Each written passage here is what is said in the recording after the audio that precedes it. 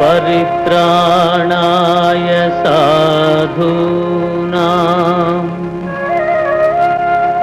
ವಿನಾಶಾಯ ಚ ದುಷ್ಕೃತಾಂ ಧರ್ಮ ಸಂಸ್ಥಾಪನಾರ್ಥಾಯ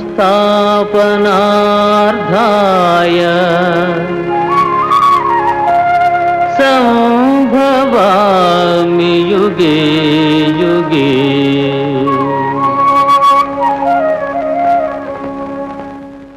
ಅಸುರರ ಸಂಹಾರಕ್ಕಾಗಿ ಉದಯೋನ್ಮುಖನಾದಂತಹದ್ದು ಕಾಲಕಾಲದಲ್ಲೂ ವಿಷ್ಣುವಿನ ದಶಾವತಾರ.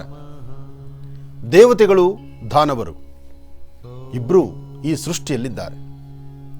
ಆದರೆ ದೇವತೆಗಳು ಯಾವಾಗ ರಾಕ್ಷಸತ್ವ ಎಂಬತಕ್ಕಂಥದ್ದು ಮೆರೆಯುತ್ತೋ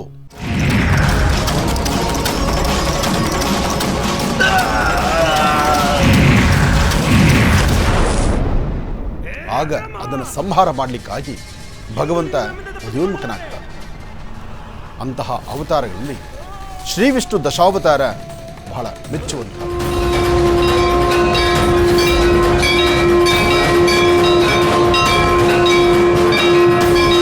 ಶ್ರೀ ವಿಷ್ಣು ದಶಾವತಾರ ಮಹಾವಿಷ್ಣುವಿನ 10 ಅವತಾರಗಳು. 10 ಅವತಾರಗಳಲ್ಲಿ ಒಂದೊಂದು ಅವತಾರವೂ ಬಹಳ ವಿಶೇಷವಾಗಿರ್ತಕ್ಕಂಥದ್ದು.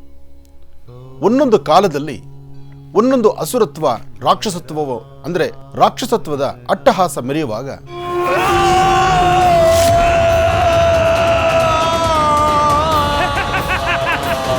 ಅದರ ಆ ಅಟ್ಟಹಾಸವನ್ನ ಸಂಹಾರ ಮಾಡಲಿಕ್ಕಾಗಿ ಮಹಾವಿಷ್ಣು ಆಯಾ ಅವತಾರವನ್ನ ತಾಳ್ತಾ ಬಂದಿದ್ದಾನೆ.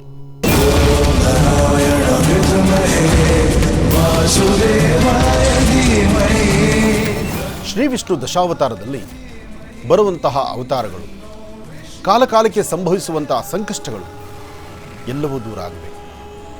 ಅದರಲ್ಲಿ ಪ್ರಧಾನವಾಗಿ ವರಾಹ ಅವತಾರದಲ್ಲಿ ಪ್ರಮುಖವಾಗಿ ವರಾಹ ಅವತಾರ ಹೇಗಾಯಿತು, ಯಾವ ಕಾಲದಲ್ಲಾಯಿತು?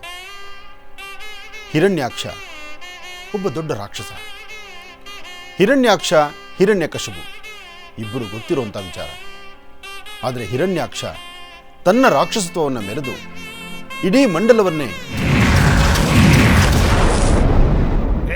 ತನ್ನ ಒಂದು ಅಧೀನದಲ್ಲಿ ಇಟ್ಕೊಳ್ಬೇಕು ಎಂಬತಕ್ಕಂಥ ಚಿಂತನೆಯಲ್ಲಿರ್ತಾನೆ. ಹಾಗೆ ದೇವತೆಗಳನ್ನೇ ನಾಶ ಮಾಡಬೇಕು ಎಂಬತಕ್ಕಂಥ ಆ ಪ್ರಬಲ ಆಲೋಚನೆ ಹಿರಣ್ಯಾಕ್ಷ.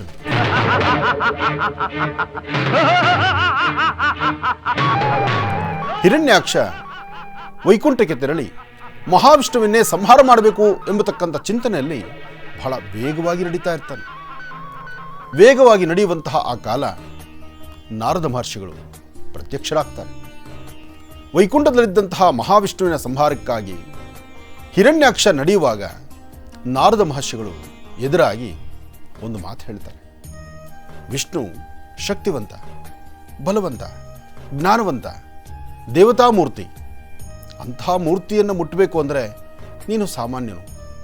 ಸಾಮಾನ್ಯ ಅಂದಾಗ ಹಿರಣ್ಯಾಕ್ಷನಲ್ಲಿದ್ದಂಥ ಆ ಮುಖದ ವರ್ಚಸ್ಸು ಗರ್ಜನೆ ಅಬ್ಬಬ್ಬಾ ನಾರದ ಮಹರ್ಷಿಗಳೇ ಭಯಪಡುವಂಥ ರೀತಿ ಆಯಿತು.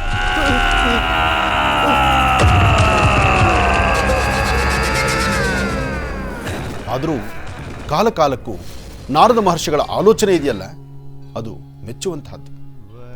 ನಾರದ ಮಹರ್ಷಿಗಳು ಆಗ ಆಲೋಚನೆ ಮಾಡಿದಂಥ ರೀತಿ ಹಿರಣ್ಯಾಕ್ಷನಿಗೆ ಹೇಳಿದಂಥ ಆ ಒಂದು ಮಾತಿತ್ತಲ್ಲ, ಮೊದಲು ನೀನು ಮಹಾವಿಷ್ಣುವಿನ ಮುಟ್ಟಲಿಕ್ಕೂ ಮುನ್ನ ಮಹಾವಿಷ್ಣುವಿನ ಅರ್ಧಾಂಗಿಯಾದಂತಹ ಭೂದೇವಿಯನ್ನು ನೋಡು. ಯಾರೇ ಆದರೂ ಸಹಿತ ವಿಷ್ಣುವಿನ ಅರ್ಧಾಂಗಿಯ ಬಗ್ಗೆ ನೀನು ನೋಡಿದಾಗ, ನಿನ್ನ ಕಲ್ಪನೆ ಅಲ್ಲಿ ಬಂದಾಗ ನಿನಗೆ ವಿಷ್ಣು ಎದುರಾಗ್ತಾನೆ. ಆಗ ನಿನ್ನ ಸಂಹಾರದ ಬಗ್ಗೆ ನೀನು ಚಿಂತನೆ ಮಾಡು. ಈ ಮಾತನ್ನ ನಾರದ ಮಹರ್ಷಿಗಳು ಹೇಳ್ತಾರೆ. ಹೇಳಿದಂಥ ಮಾತನ್ನು ಆಲಿಸಿ ಎದುರುಗಡೆ ಕಂಡಂತಹ ಭೂದೇವಿಯನ್ನ ತಾನು ತನ್ನ ಒಂದು ಕಪಿಮುಷ್ಟಿಯಲ್ಲಿ ಇಟ್ಕೊಳ್ಬೇಕು ಎಂಬತಕ್ಕಂಥ ಚಿಂತನೆಯಿಂದ ಹಿರಣ್ಯಾಕ್ಷ ಧಾವಿಸಿ ಬರ್ತಾನೆ.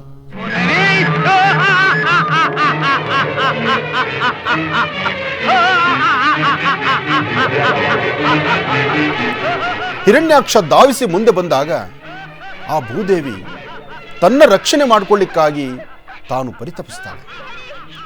ಪರಿತಪಿಸಿ ತಾನು ಅಲ್ಲಿಂದ ವೈಕುಂಠದತ್ತ ಪಯಣವನ್ನು ಬೆಳೆಸ್ತಾಳೆ. ವೈಕುಂಠದತ್ತ ಪಯಣವನ್ನು ಬೆಳೆಸುವಂತಹ ಆ ದೃಶ್ಯಕ್ಕೆ ಹಿರಣ್ಯಾಕ್ಷ ಆ ಭೂಮಂಡಲವನ್ನು ಸಂಪೂರ್ಣವಾಗಿ ತನ್ನ ವಶದಲ್ಲಿ ತೆಗೆದುಕೊಂಡು ಭೂದೇವಿಯನ್ನು ಜಲಗರ್ಭದಲ್ಲಿ ಅದನ್ನು ಬಂಧಿಸ್ತಾನೆ.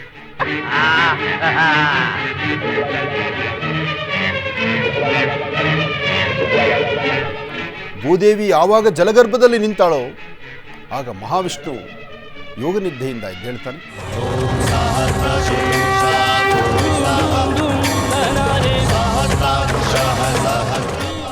ಭೂದೇವಿ ಜಲಗರ್ಭದಲ್ಲಿ ನಿಂತಹ ಆ ಒಂದು ಸನ್ನಿವೇಶವನ್ನು ಮಹಾವಿಷ್ಣು ಅರಿತು ವಿಷ್ಣು ತನ್ನ ವಿಶೇಷವಾದಂತಹ ಒಂದು ಅವತಾರವನ್ನು ತಾಳಲಿಕ್ಕೆ ಮುಂದಾಗ್ತಾನೆ. ಆ ಅವತಾರವೇ ವರಾಹ ಅವತಾರ.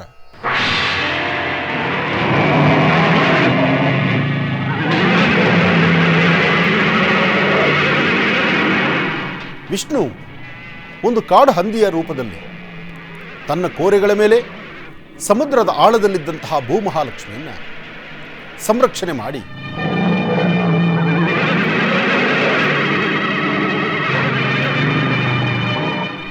ಹಂದಿ ಆಕಾರದಲ್ಲಿ ಬಂದು ಭೂದೇವಿಯನ್ನು ಸಂರಕ್ಷಣೆ ಮಾಡಿದ್ಯಾ ಎಂಬತಕ್ಕಂತಹ ಗರ್ಜನೆಯನ್ನು ಹಿರಣ್ಯಾಕ್ಷ ನಡೆಸ್ತಾನೆ.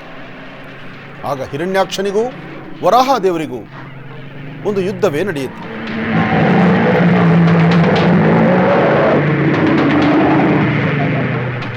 ಆ ಯುದ್ಧದಲ್ಲಿ ಎಷ್ಟೇ ಆದರೂ ದೇವತಾ ಮೂರ್ತಿಯಾದಂಥ ಮಹಾವಿಷ್ಣು, ವಿಷ್ಣುವಿನ ದಶಾವತಾರದಲ್ಲಿ ಬಂದಂಥ ವರಾಹಾವತಾರ, ಭೂಮಹಾಲಕ್ಷ್ಮಿಯನ್ನು ಸಂರಕ್ಷಣೆ ಮಾಡಿದಂಥ ಆ ಕೀರ್ತಿ ವರಾಹಮೂರ್ತಿಗೆ ಅದೇ ಸನ್ನಿವೇಶದಲ್ಲಿ ಹಿರಣ್ಯಾಕ್ಷನ ಸಂಹಾರ ಮಾಡಿದಂತಹ ಒಂದು ವಿಶೇಷವಾದಂಥ ಸನ್ನಿವೇಶ ಆಗಲೇ ಎದುರಾಗುತ್ತೆ.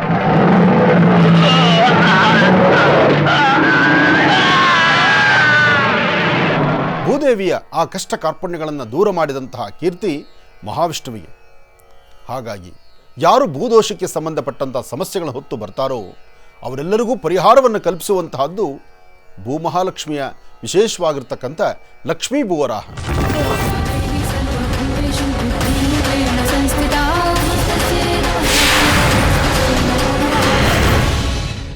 ಮಹಾವಿಷ್ಣುವಿನ ವಿಶೇಷವಾಗಿರ್ತಕ್ಕಂಥ ಅವತಾರಗಳಲ್ಲಿ ವಿಷ್ಣುವಿನ ಅವತಾರ, ಭಕ್ತರೊಂದಿಗೆ ಮಹಾವಿಷ್ಣುವಿನ ವಿಶೇಷವಾದಂಥ ಒಂದು ಅನುಸಂಧಾನ, ಭಕ್ತರ ಅಧೀನ ಭಗವಂತ. ಹಾಗೆ ತುಳಸಿ ಪ್ರತಿನಿತ್ಯ ವಿಷ್ಣುವಿನ ಪಾದದಲ್ಲಿದ್ದು ಮೋಕ್ಷವನ್ನು ಪಡಿತಿರ್ತಾಳೆ. ಹೀಗಿರುವಾಗ ತುಳಸಿಗೆ ಬಾಲ್ಯದಲ್ಲಿ ತನ್ನದೇ ಆದಂತಹ ವರ್ಚಸ್ಸು ತೇಜಸ್ಸಿನಿಂದ ಕಂಗೊಳಿಸುವಂತಹ ಅದ್ಭುತವಾದಂತಹ ಕನ್ಯೆ. ತುಳಸಿ ವಿವಾಹವಾದದ್ದು ಜಲಂಧರ ಎಂಬತಕ್ಕಂಥ ರಾಕ್ಷಸ. ಆಕೆಯಲ್ಲಿದ್ದಂತಹ ದೈವ ಗುಣ ಇದ್ದರೂ ದೇವರ ಪೂಜೆ ಪುನಸ್ಕಾರ, ವಿಷ್ಣುವಿನ ಪ್ರಾರ್ಥನೆ, ಪ್ರತಿನಿತ್ಯ ತನ್ನ ಉಸಿರಿನ ಕಣಕಣದಲ್ಲೂ ಮಹಾವಿಷ್ಣುವಿನ ಆರಾಧನೆ. ಆದರೆ ತುಳಸಿಗೆ ಸಿಕ್ಕಂಥ ಪತಿ ರಾಕ್ಷಸತ್ವ. ಜಲಂಧರ ಎಂಬತಕ್ಕಂಥ ರಾಕ್ಷಸನ್ನ ತುಳಸಿ ಮದುವೆ ಆಗ್ತಾಳೆ. ಕಾಲಕ್ರಮೇಣ ಜಲಂಧರನಲ್ಲಿ ಇರ್ತಕ್ಕಂಥ ರಾಕ್ಷಸತ್ವದ ಗುಣ ದೇವಾನುದೇವತೆಗಳನ್ನು ಬಿಡೋದಿಲ್ಲ, ಋಷಿಮುನಿಗಳನ್ನು ಬಿಡೋದಿಲ್ಲ. ಹಾಗೆ ಯಾರು ದೇವರ ಪೂಜೆಯನ್ನು ಮಾಡ್ತಿರ್ತಾರೋ, ದೇವರ ಒಂದು ದರ್ಶನ ಪೂಜೆ ಅಥವಾ ದೇವರ ಸೇವೆ ಮಾಡಲಿಕ್ಕೆ ನಿಂತಿರ್ತಕ್ಕಂಥವ್ರನ್ನ ಸಂಹಾರ ಮಾಡುವಂಥದ್ದು, ಅವರಿಗೆ ತೊಂದರೆ ಕೊಡುವಂತಹ ಗುಣವನ್ನು ಜಲಂಧರ ನಡೆಸ್ತಿರ್ತಾನೆ. ಈ ಸಮಸ್ಯೆಗಳನ್ನು ಹೊತ್ತಂಥ ಋಷಿಮುನಿಗಳು, ಅಲ್ಲಿರ್ತಕ್ಕಂಥ ದೈವಗಣ ಎಲ್ಲರೂ ಭಗವಂತನಾದಂತಹ ಮಹಾವಿಷ್ಣುವಿನ ಸಾನ್ನಿಧ್ಯಕ್ಕೆ ಬಂದು ಎಲ್ಲರೂ ಸಹಿತ ಪ್ರಾರ್ಥನೆ ಮಾಡಿ ಅವರ ಸಮಸ್ಯೆಗಳನ್ನು ಪ್ರತಿಯೊಬ್ಬರೂ ಹೇಳಿಕೊಳ್ತಾರೆ. ಋಷಿಮುನಿಗಳು ಹೇಳಿದಂಥ ಮಾತನ್ನು ಮಹಾವಿಷ್ಣು ಆಲಿಸಿ ಸದ್ಯದಲ್ಲೇ ಇದಕ್ಕೊಂದು ಪರಿಹಾರ ಇದೆ ಎಂಬತಕ್ಕಂಥ ಮಾತನ್ನು ಹೇಳಿ, ತದನಂತರ ಅವನಲ್ಲಿರ್ತಕ್ಕಂಥ ಆ ಒಂದು ಶಕ್ತಿ ಇದು ತುಳಸಿಯಿಂದ ಮಾತ್ರ ಸಾಧ್ಯ.